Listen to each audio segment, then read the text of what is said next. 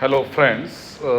We are discussing a very interesting theorem, namely Coase theorem, and I had stated the theorem in my earlier lecture. Uh, the speciality of this theorem is that Coase is arguing that the Pigovian taxes and government intervention would be unnecessary if the problem can be solved by the affected parties by bargaining, and this is generally the case. So, for dealing with any externality, especially the negative externality, he proposes that the solution is bargaining and not taxation.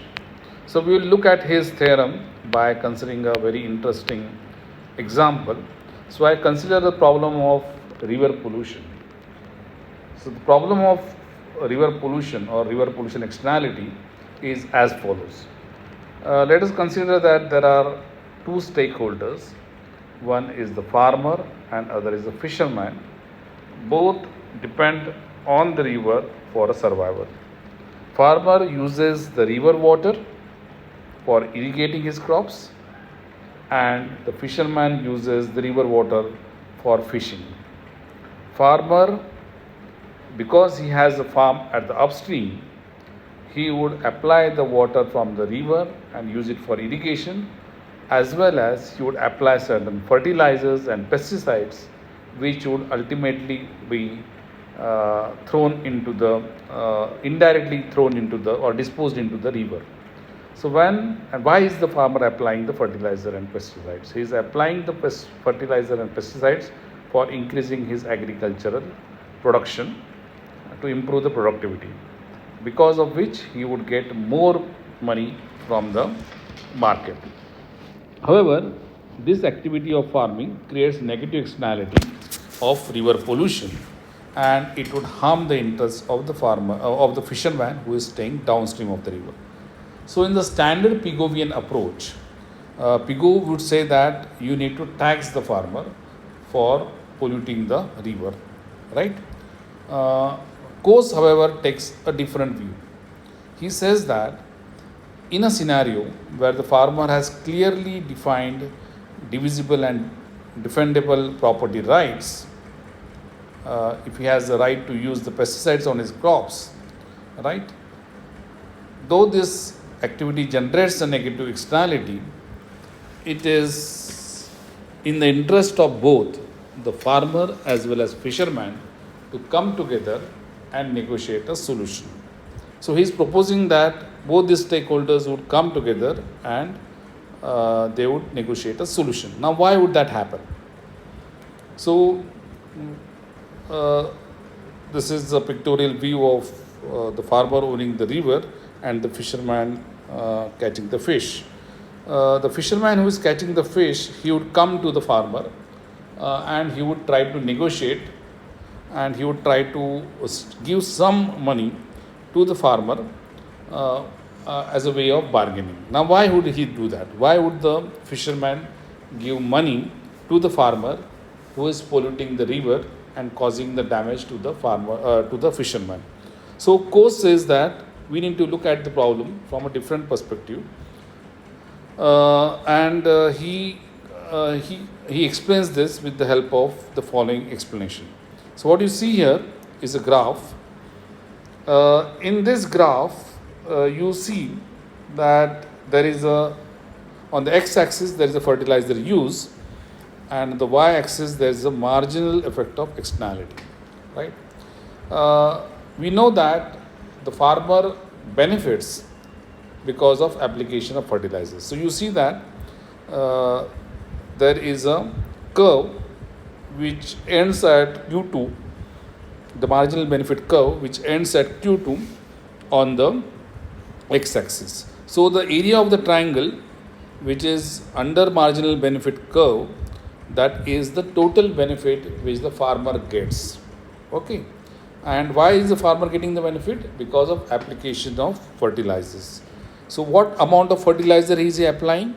He is applying a fertilizer equal to the quantity Q2. So from the graph, if the farmer does not care for the river pollution, and if he does not negotiate with the fisherman, he would apply fertilizer equal to the quantity Q2 and thereby pollute the river, but still the farmer is on the profit side because the farmer is going to benefit because of use of fertilizers, right? Now, what happens to the fishermen because of this pollution, because of the use of Q2? You see that as the application of fertilizers or pesticides, it increases, the damage which is caused to the fisherman would increase, and it is shown by the curve which is labeled as marginal damage curve. So you see there are two curves.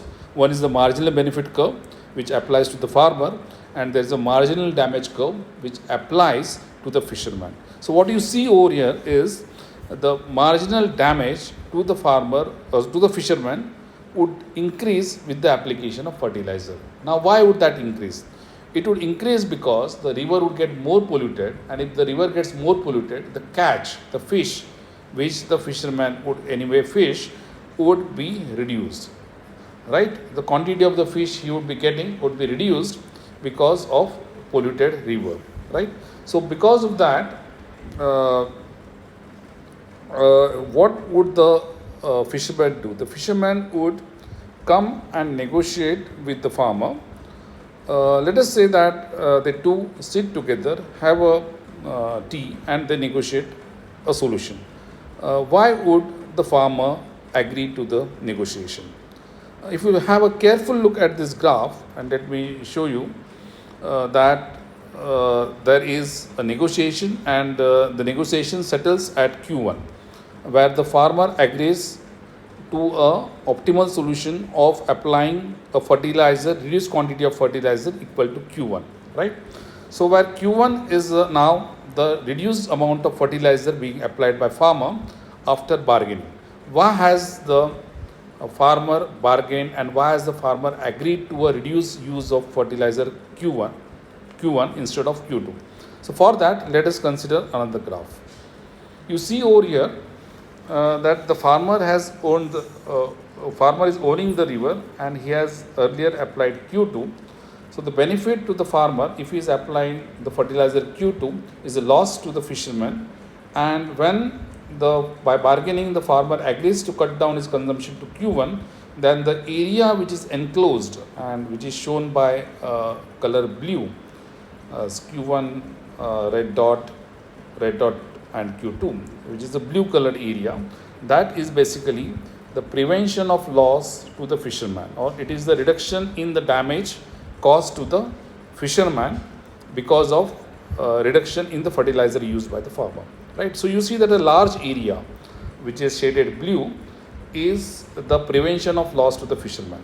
Now let us compare what the farmer loses with this area. So the next graph which I am showing here, it shows the benefit to the farmer, reduction in the benefit to the farmer as he applies the quantity Q2. Okay, so you see over here that the area now shaded yellow, which is Q1 red dot Q2 back to Q1, that is now the loss in the benefit, loss or reduced benefit to the farmer when he is applying the quantity Q1. So the value that the farmer loses, right, as highlighted below the marginal benefit curve and shaded yellow, is because of the farmer agreeing to a quantity Q1, right, instead of Q2.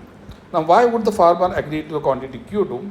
This is because you see that the fisherman is gaining more than what the farmer is losing in terms of his benefit, and that gain of the fisherman he is agreeing to share with the farmer, right? So it would be in a way a gain to both. So if they bargain well, you see that still if the fisherman agrees to compensate for the loss which the farmer has made, you see that if you compare this blue curve, blue shaded area with the yellow shaded area, you still find that the fisherman has benefited, or his damage is minimized because of the bargaining. So this is the core of Coase theorem. So what does Coase propose? He says that if they bargain well and if the property rights are well defined, then there is no need of the government intervening. It would be a win-win situation to both the parties. Thanks.